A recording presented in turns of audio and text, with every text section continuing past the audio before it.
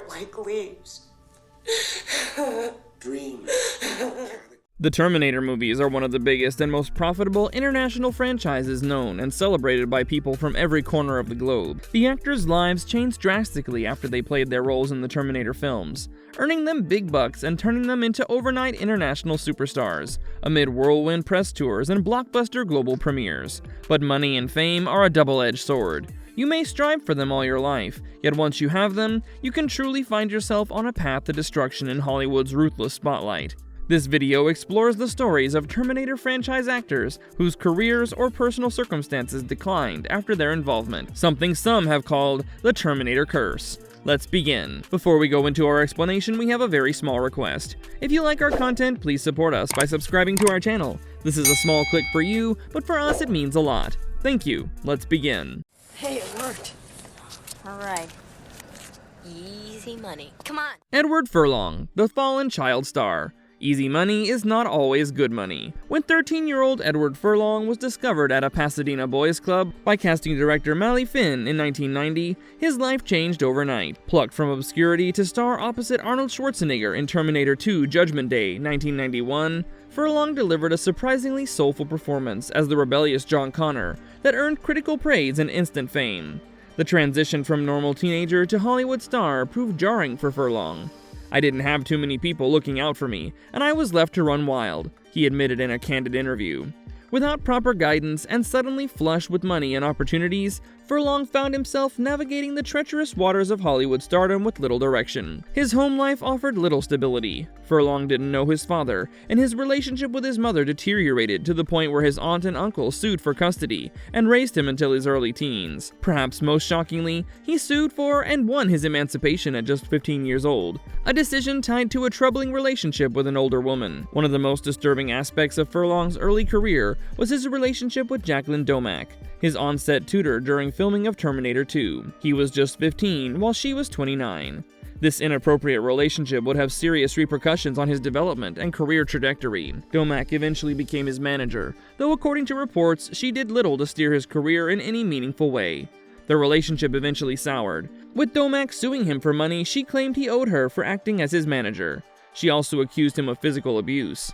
The combination of sudden fame, lack of guidance, and his complicated personal relationship created perfect conditions for Furlong's slide into substance abuse. What began with marijuana and alcohol quickly escalated to harder drugs. "When I was high, I had camaraderie with other people, just drinking and partying. All of a sudden, I felt like I was with people and I fit in somehow. That's how it started," Furlong recalled. His addiction soon spiraled into more dangerous territory. "I was shooting loads and loads of heroin, meth, smoking DMT all the time. That's the way I was all day. It's amazing I'm still alive. There were a couple of close calls," he revealed. "I definitely OD'd, but that's the cycle, you know. Once you get in there, it's so hard to see a way out. That's what I'd want people to understand. There is a way out, but it's hard." Furlong's promising career took a hit after his substance abuse worsened. In March 2013, he was sentenced to 6 months in jail for violating probation from a 2010 case involving the violation of a restraining order filed by his then-wife, Rachel Neeland. Despite occasional bright spots in his career, particularly his critically acclaimed performance in 1998's American History X, opposite Edward Norton, Furlong struggled to maintain momentum. He found himself relegated to direct-to-DV productions as his reputation for unreliability spread through Hollywood. After years of struggle, Furlong finally entered rehab in 2018. Today, at age 46, he's been sober for over 4 years and is working to rebuild both his personal life and career. The physical toll of his addiction was evident. Meth use had severely damaged his teeth. It sounds weird for me to be talking about teeth because I don't live and breathe the way I look. But every time I looked in a mirror, it just bummed me out, as a reminder of what I had done for all those years, Furlong said after receiving dental reconstruction. "The path to regaining trust hasn't been easy. I'm over so many people when I was on drugs. Gaining back the trust of the people that work with you when you flaked on them so much is a long process," he admitted. "It's like the friendship that happens after a bad breakup. People are learning to trust me again. It's great, and things are slowly starting to get going again." Linda Hamilton's unstoppable fall. Linda Hamilton's portrayal of Sarah Connor in The Terminator 1984 and Terminator 2 Judgment Day 1991 redefined the action heroine archetype, earning her global acclaim. Yet behind her on-screen toughness lay a decades-long struggle with bipolar disorder that nearly derailed her life. "I became this sort of iconic figure of fitness and toughness, and I was like, "Oh, no, you don't want to be like her," Hamilton reflected. She was a woman in hell, a woman that was suffering horribly. Hamilton's mental health struggles began in childhood, marked by compulsive eating and depression. For over 20 years, she cycled through misdiagnoses and ineffective treatments. "I call them my lost years," she said of her 20s and 30s. "From 20 to 40, I didn't know the meaning of the word hope. It was just a bleak, difficult existence." Her manic highs and crushing lows strained relationships. During manic phases, she described feeling incredible joy, while depressive episodes left her paralyzed by anxiety and hallucinations, including vivid fears of her children being chopped into bloody pieces during postpartum psychosis. After finally receiving a bipolar diagnosis at age 40, Hamilton became an advocate for mental health awareness. "There's a definite correlation between the mind and the body," she emphasized, promoting exercise and nutrition as part of recovery. Her advocacy aimed to spare others her suffering. "I want to be a messenger of hope. With all the gifts, with all the successes that I had, it was still an incredibly bleak way of living." Today, Hamilton credits medication, therapy, and lifestyle changes for her stability, though she acknowledges the lingering impact of her illness. "The lows were absolutely horrible. It was like falling into a manhole and not being able to lift the lid and climb out." Robert Patrick, the T-1000's battle with addiction. Robert Patrick's chilling performance as the liquid metal T-1000 in Terminator 2 Judgment Day 1991 cemented his status as a Hollywood villain. Yet his off-screen struggles with alcoholism overshadowed his career momentum. "I'm an alcoholic," Patrick confessed bluntly. "I was a big substance abuser prior to T2. Patrick initially quit drinking to prepare for T2, recognizing he couldn't handle the role's physical demands while using. "I had to go and be a monk. I had to focus," he recalled. The discipline paid off. His performance remains one of cinema's most iconic antagonists. However, after filming Wrapped, Patrick rewarded himself by diving back into substance abuse. "I hit it hard in a big way, like 4 years," he admitted. The relapse stalled his career as he missed opportunities due to unreliability and insecurity. "I wasn't prepared for being famous. I destroyed this great gift of momentum." Patrick finally achieved lasting sobriety at 42, but the road back was arduous. "Gaining back the trust of people you flaked on is a long process," he said. Though he never regained T2-level fame, he rebuilt his career through steady work in TV, The X-Files, Peacemaker, and indie films. His candidness about addiction has resonated with fans, who praise his vulnerability. "It's refreshing to see someone in Hollywood own their struggles without sugarcoating it." Why the fuck is Shane walking in there? What is he doing there? Do you understand? Christian Bale's Terminator Salvation meltdown that shook Hollywood. While Christian Bale's career survived Terminator Salvation 2009, his infamous on-set rant exposed the psychological toll of blockbuster filmmaking. Though not as life-altering as other actors' struggles, the incident highlighted the pressures facing franchise stars. During filming in 2008, Bale erupted at cinematographer Shane Hurlbut for disrupting a scene, unleashing a profanity-laden tirade that went viral after being leaked online. "I'm going to kick your ass," Bale shouted, threatening to quit if Hurlbut repeated the mistake. The audio clip dominated headlines, overshadowing the film's release and sparking debates about workplace conduct in Hollywood. Despite the backlash, Bale's career rebounded with acclaimed roles in The Fighter 2010 and Vice 2018. He later acknowledged the incident as a low point, stating, "I acted like a punk. I regret it." While not ruinous, the episode underscored how high-stakes franchises like Terminator could amplify stress, even for seasoned actors. Amelia Clark, the Genesis misstep. Sarah Connor, as portrayed by Linda Hamilton in the Terminator 1984 and Terminator 2 Judgment Day 1991, is one of cinema's most enduring female action heroes, a character who evolves from a vulnerable waitress to a hardened warrior. Hamilton's gritty, intense performance set a high bar, making the role both an opportunity and a burden for Clark. At the time of Genesis, Clark was at the height of her Game of Thrones fame, with Daenerys Targaryen showcasing her ability to portray strength and complexity. However, Genesis required Clark to embody a younger, reimagined Sarah Connor, one who was already battle-ready due to timeline alterations. Critics and fans were divided on Clark's performance. Many felt she lacked the raw physicality and emotional weight Hamilton brought to the role. Reviews, such as one from The Guardian in 2015, noted that Clark's Sarah felt underpowered compared to Hamilton's, with her petite frame and youthful demeanor clashing with the character's established toughness. The script's inconsistent tone, blending action, humor, and nostalgia didn't help, often leaving Clark's character feeling like a caricature of the original. This perception contributed to a narrative that Clark was miscast, a criticism that lingered in discussions of her action hero potential. The critical and fan backlash to Terminator Genesis had tangible effects on Clark's career.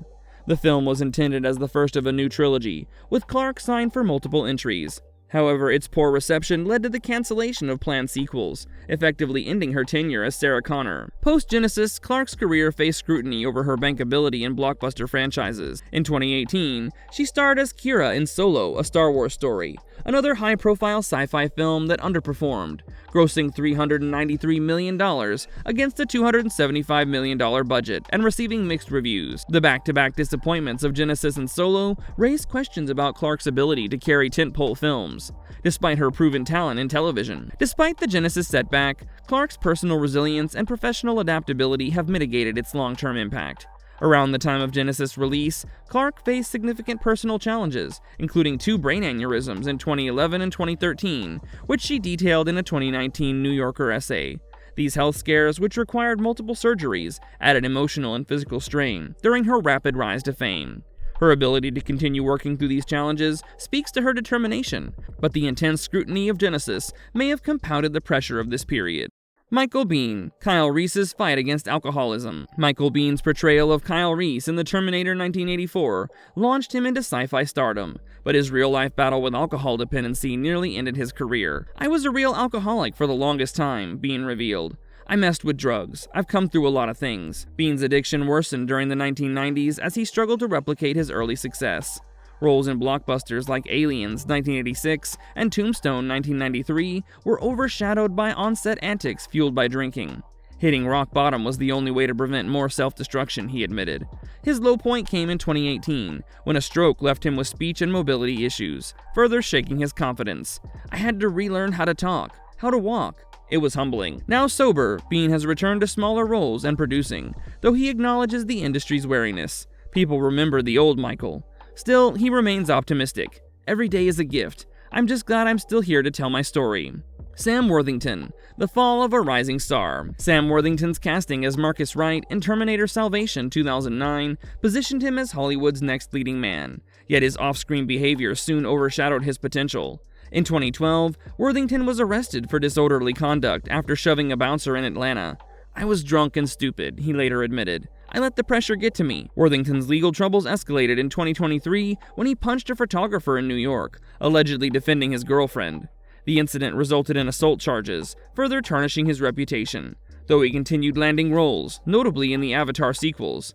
His erratic behavior left studios wary. "You're only as good as your last headline," one producer remarked. Recently, Worthington has focused on quieter projects and philanthropy, though the shadow of his past lingers. "I'm not proud of who I was," he said, "but every day is a chance to do better."